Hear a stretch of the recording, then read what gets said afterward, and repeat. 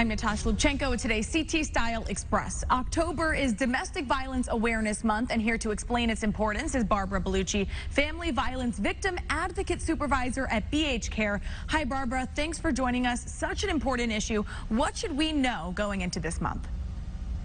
Well, October is Domestic Violence Awareness Month, and we like to use this time to reach out and remind the community that, unfortunately, domestic violence remains prevalent. Nationally, we know that 1 out of 4 women and 1 out of 10 men report having experienced some form of domestic violence in their lifetime. So even if you personally haven't experienced this, chances are that someone close to you, a family member, a friend, a neighbor, or a coworker, may be quietly dealing with this issue. And so we like to use the Domestic Violence Awareness Month as an opportunity to double down on our efforts to reach out to those victims who are suffering in silence. So important to raise awareness for this. And now, are there signs that someone may be a victim of domestic violence, and should people intervene if they notice these signs? Well, we know that victims are often reluctant to come forward when they're experiencing domestic violence. They may be embarrassed or ashamed that they failed to notice some of the early warning signs, and they may blame themselves for the situation they find themselves in. Other victims may have chosen to confide in someone in the past, usually after a critical incident, only to find that the person they confided in is now frustrated or angry with them because they return to the relationship and return to the abuser. And we know that this is quite common. Abusers tend to use isolation as a tactic to maintain power and control in a domestic violence relationship. Verbal abuse, emotional abuse, harassment, intimidation, threatening, even stalking behavior, these are all forms of abuse.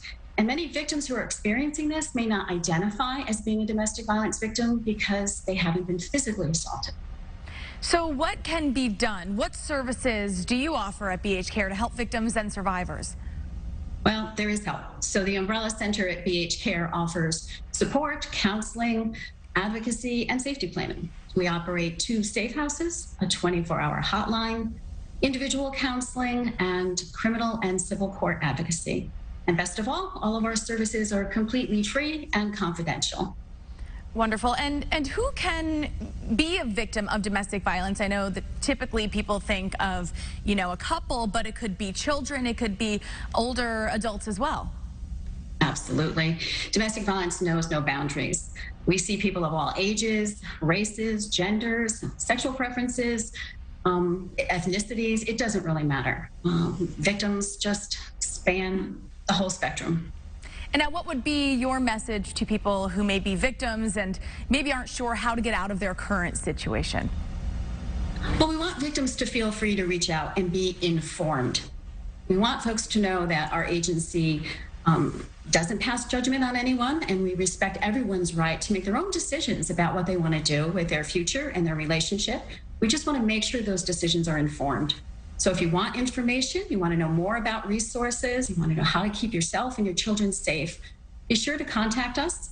You can reach us through our 24-hour hotline at 203-789-8104, or you can reach us at bhcare.org. All of our services are located there. Great. We just had the website and the number up right there. Barbara Bellucci, thank you so much for your time today and for shedding light on this important issue. You're welcome.